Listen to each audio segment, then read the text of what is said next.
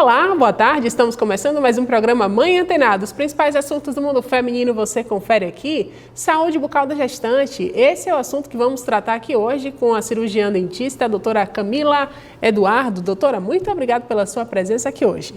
Quando a mulher gestante ela deve procurar o dentista? Boa tarde.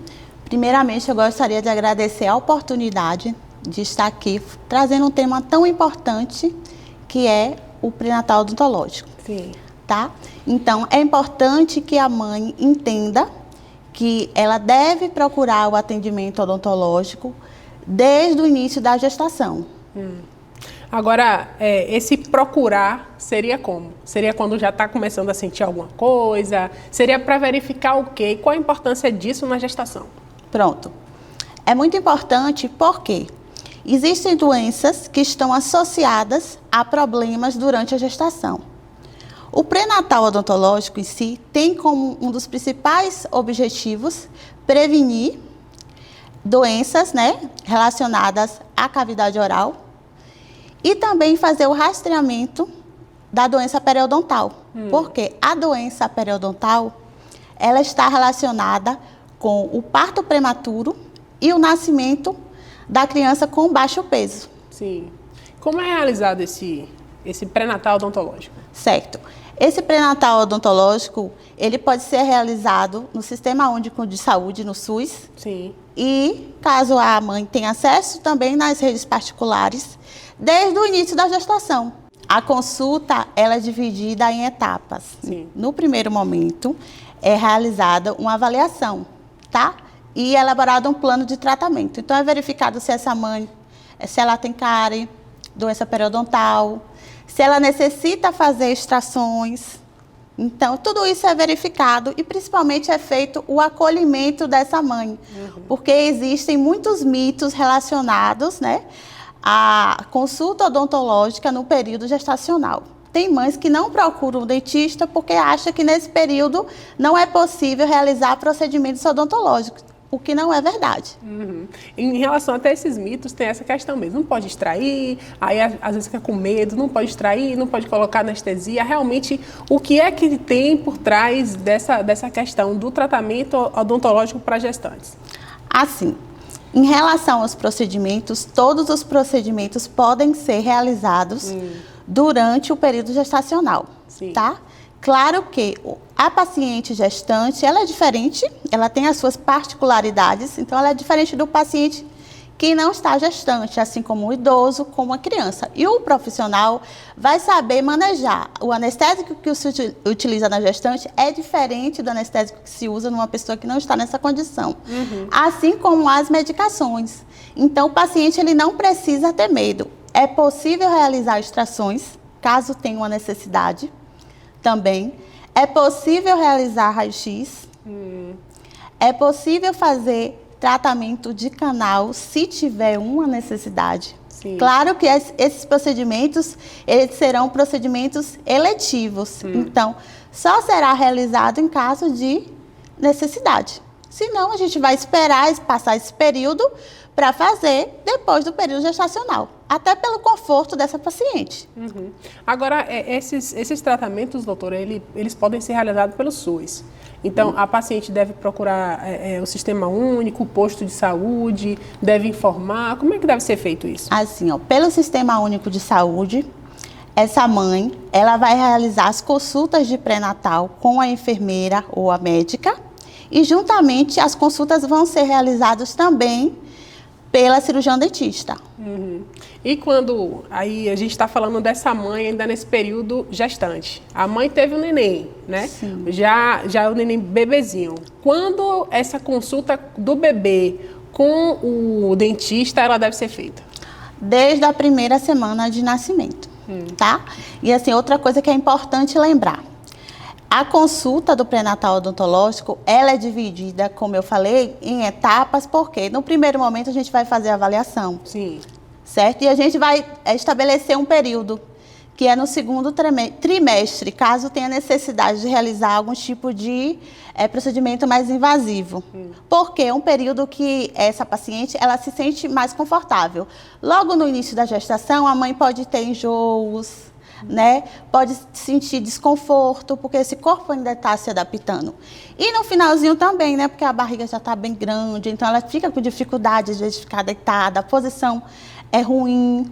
Então, a gente faz sempre no segundo trimestre. É um trimestre que seria mais seguro também? Seria mais seguro porque também. Porque no primeiro tem aquela tem questão... Tem o risco, né, das perdas. No final também. Também. Então, é o momento ideal. Por isso que é tão importante procurar atendimento odontológico desde o início. Então, desde o primeiro pré-natal, que ela vai realizar com a enfermeira ou com a médica, ela também começar o pré-natal odontológico com o cirurgião dentista. Sim. Tá? Não esperar. Porque muitas vezes a gestante, ela pensa assim, mas eu não estou sentindo nada. Né? Vou esperar para fazer depois. Só que tem a questão também hormonal, porque durante esse período tem mudanças hormonais. E isso favorece o aparecimento de vários problemas relacionados se essa mãe não tiver uma boa higiene bucal, né? Como gengivite gravídica, sim, dor de dente. Tem mulheres que nunca sentiram dor de dente. E na gestação sente. Por que isso acontece? Assim, é a questão que eu te falei, das mudanças hormonais. Então, se essa mãe ela não tiver uma boa higiene, consequentemente, ela vai ter inflamação na gengiva e vai ter dor de dente. Também a questão dos enjoos. Muitas vezes essa mãe sente enjoo até do creme dental. Isso. Então, ela acaba deixando de escovar 3 vezes ao dia, de usar o fio. Então, são muitas questões, né, que estão relacionadas a esse tema. Doutora, agora falando dos bebês, né? Eu tinha até perguntado em relação à questão depois que o bebê nasce. A gente falou sobre a importância da mãe ter esse contato com o dentista, mas depois que o bebê nasce, esse contato também, ele continua sendo importante? Continua sendo importante, porque essa mãe ela precisa receber orientações.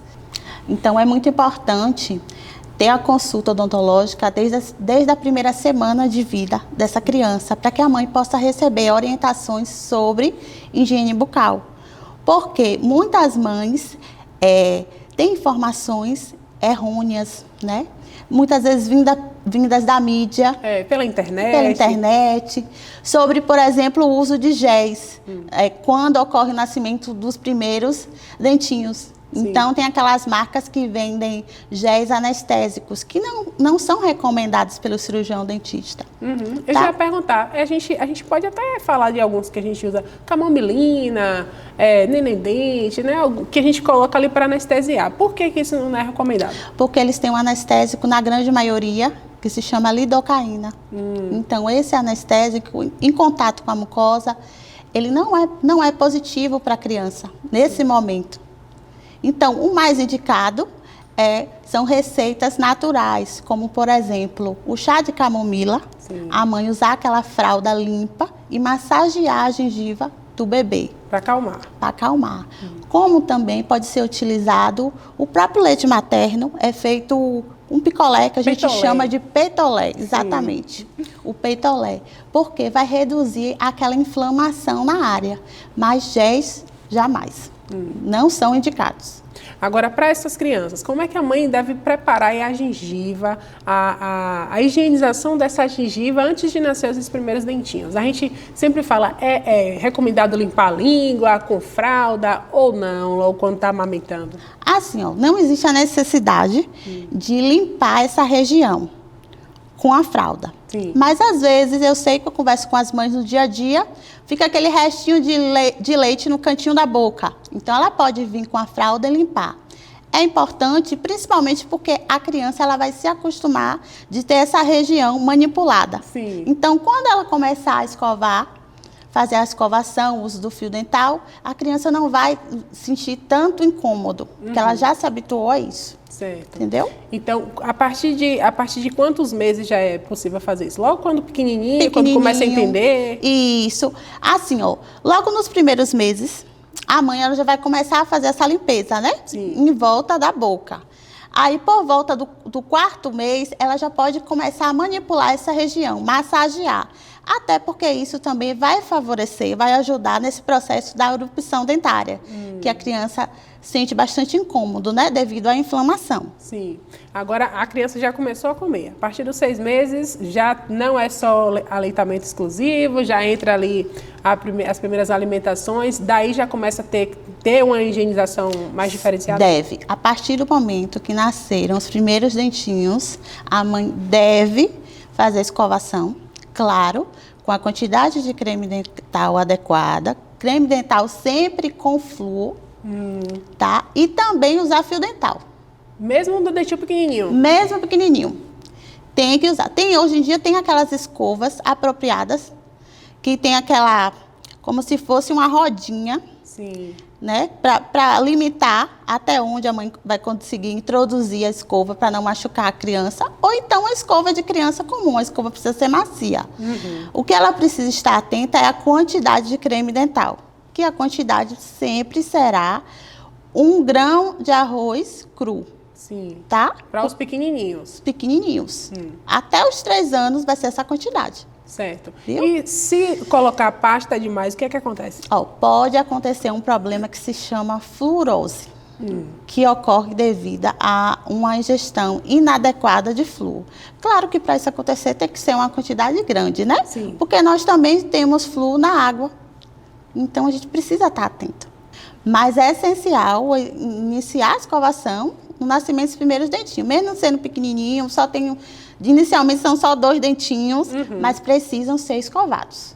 Agora, doutora, a gente está em um período escolar, né? Período de volta às aulas. E eu acho importante falar sobre a questão da alimentação nessa volta às aulas. Logo antes de ir para a escola, é importante também fazer uma avaliação desses dentinhos, como é que estão? Sim, é muito importante, né, que as mães, os pais, procurem atendimento odontológico da criança, mas principalmente o atendimento preventivo. Não é só levar a criança no cirurgião dentista quando ela está com dor de dente, porque em muitos casos é isso que acontece. O dente de leite não é importante, né? Ainda existe essa cultura. Vai perder, vai nascer outro, mas não é. O dente de leite, na verdade, ele é o guia para o dente permanente. Então, tem um período para a criança perder o dente de leite. Se ela perde antes, podem vir inúmeros prejuízos relacionados a essa perda, tá? Então, a gente precisa cuidar desde cedo. E esses cuidados estão relacionados à higiene bucal, que é a escovação 3 vezes ao dia, né? A criança, logo nos primeiros anos de vida, ela não tem coordenação motora para escovar. Então, não é só deixar por conta dela. Os pais precisam fazer esse monitoramento e também a questão da dieta, né? Então, cárie é uma doença açúcar dependente. Sim. Então, se essa mãe ela não tem um cuidado com a higiene bucal da criança, e essa criança tem livre acesso à sacarose e açúcar, a chance dessa criança de desenvolver cárie é altíssima. Doutora, eu vou fazer o seguinte, vou para o intervalinho e daqui a pouco a gente volta para falar sobre a importância da saúde bucal dos bebês. É já já.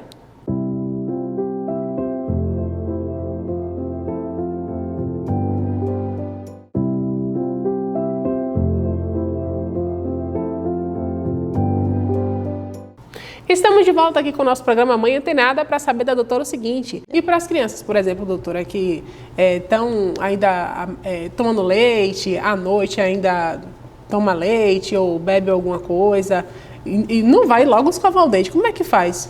Tem um problema com isso? Sim, é essencial que a escovação seja feita 3 vezes ao dia e à noite após a última refeição. Então, se a criança tem o hábito de tomar o mingau à noite, o leite, a mãe tem que escovar o dente depois. E na madrugada, se ela quiser também? Aí não tem o que fazer? Não tem o que fazer, mas o ideal é que sempre ocorra a escovação após a última refeição. E à noite principalmente, porque no período da noite nós produzimos pouca saliva. E a saliva é um fator de proteção contra a cárie. Entendi. Entendeu?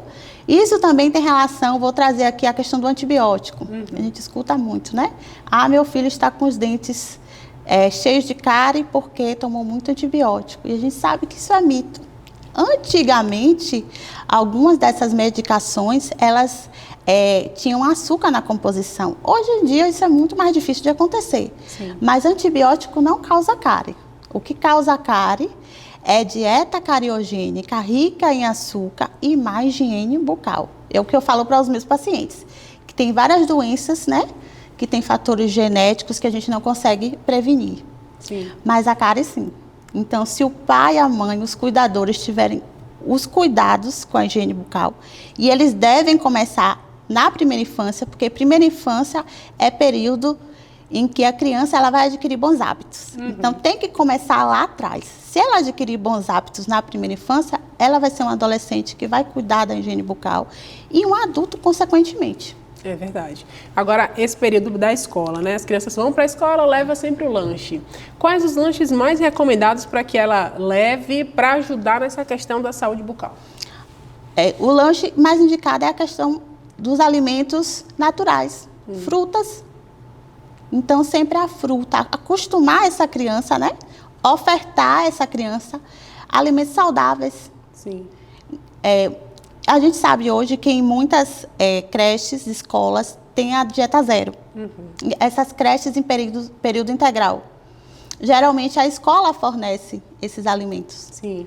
Porque tem essa proposta. Porque a gente sabe hoje que, para a criança ter uma boa saúde bucal, ela precisa também ter uma dieta adequada. A dieta tem relação direta com a questão das doenças bucais. Não só cárie, mas também gengivite. Sim. Para a gente encerrar, doutora, uma última pergunta. Para essas crianças, essas mães, esse atendimento também pode ser feito todo pelo SUS? Sim. Esse atendimento, ele é oferecido pelo Sistema Único de Saúde. Então, na sua unidade de saúde, você consegue o atendimento odontológico desde as primeiras semanas de vida. Existe uma portaria do Ministério da Saúde que garante o atendimento do pré-natal odontológico dessas mães e também o atendimento de crianças, tá? Então, essas crianças, elas podem realizar restaurações, limpeza, o atendimento preventivo que a gente conversou aqui, né? Que é tão importante, né? Tudo isso pode ser feito pelo SUS, na sua unidade de saúde. Até porque, na primeira infância, é muito importante que a criança, ela tem um hábito, né? Tem um hábito, ela vai sentar na cadeira do dentista, ela não vai chegar ali só naquele momento de dor, de sofrimento. Sim. Então, para ela vai ser uma grande brincadeira. Mas imagina aí, ela nunca foi ao dentista, a primeira vez que ela vai para fazer uma extração. Então, aí vai ser sofrimento. Exatamente. Então, o costume é que vai levar a uma saúde bucal interessante até para o longo da vida.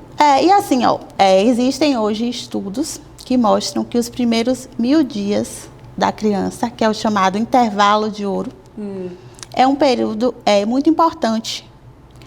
Isso inclui também o período intrauterino. Hoje, esses estudos demonstram que os cuidados com a higiene bucal são muito importantes, porque nessa fase, 80% dos genes da criança sofrem efeitos de fatores epigenéticos, que são fatores externos. E isso inclui a higiene bucal, tá? Então, as doenças crônicas não transmissíveis, como asma, algumas doenças cardiovasculares, hipertensão, diabetes, têm relação com a saúde, os cuidados com a saúde dessa criança nesses primeiros 1000 dias de vida. Doutora, tem um projeto importante, que é um projeto que trata sobre a saúde bucal. Inclusive, a senhora apresentou para todo o estado esse projeto. Que projeto é esse? Pronto. No município que eu atuo, no município de Antônio Cardoso, nós estamos desenvolvendo um projeto de saúde bucal para bebês. Sim. E o projeto consiste justamente nisso, em acompanhar a gestante desde o pré-natal odontológico, as primeiras semanas de vida dessa criança até os 36 meses, né? Quando começa, né? Quando essa criança já vai ter erupcionado todos os dentes de leite. Sim. Tá? E assim, o projeto consiste em realizar o teste da linguinha, para as mães que não conseguiram realizar na maternidade nas primeiras 24, 48 horas. E caso tenha uma necessidade, realizar também a cirurgia de anquiloglosia, sim, que é aquele piquezinho, né? A gente não chama de piquezinho, sim, porque quando a gente fala piquezinho, a gente minimiza. E é o quê? E é uma cirurgia. É uma cirurgia? É uma cirurgia em que não é todo dentista que realiza. Esse dentista, ele precisa ter uma capacitação para realizar, porque nem sempre é necessário. Nem toda criança que tem anquiloglosia, que tem língua presa, precisa fazer a cirurgia. Sim. A gente realiza esse rastreamento utilizando o protocolo de Bristol, que é o protocolo estabelecido pelo Ministério da Saúde. E aí, essa criança faz a cirurgia e é acompanhada nos próximos meses. Porque se um profissional que não está capacitado fizer, o que é que pode acontecer, doutora? Assim, tem um risco de hemorragia, tem um risco de fibrose e principalmente o risco de fazer uma cirurgia desnecessária. Sim. Então, nem sempre existe a necessidade. Depende do tamanho desse freio lingual, da espessura desse freio, se essa mãe está tendo dificuldade ou não na amamentação. Então, todos esses fatores são levados em conta. Agora, até quantos meses é possível fazer essa cirurgia? Até quantos anos? Assim, ó, é o que a gente costuma dizer. Ninguém vai morrer porque tem língua presa. Sim. Mas a pessoa não é obrigada a viver com esse problema o resto da vida. Então, quanto antes fizer, se a gente consegue identificar na maternidade, na primeira semana, a gente faz, porque é menos traumático, tá? Em uma cirurgia que não leva a ponto. Sim. Não tem ponto cirúrgico nesse primeiro momento. Então, uma criança que faz a cirurgia mais na frente, com 5, 6 anos, vai levar ponto cirúrgico, vai precisar também de um acompanhamento, provavelmente mais longo também, com a fonoaudióloga, né? Porque eu não falei até então da fono, mas esse trabalho precisa ser feito junto com a fono. É uma parceria. É uma parceria, porque essa criança, ela está com a língua presa desde o útero da mãe. Então, ela não fez aqueles movimentos que deveriam ser feitos. Então, a gente precisa trabalhar isso. Então, é um trabalho multidisciplinar. Ela passa primeiro pela enfermeira, passa pela médica, por mim, que sou cirurgiã, em seguida pela fono. Entendi. Então, um trabalho conjunto. Doutora, muito obrigada. Eu agradeço. E assim, portanto, encerramos o nosso programa Mãe Antenada. Os principais assuntos do mundo feminino, você confere aqui.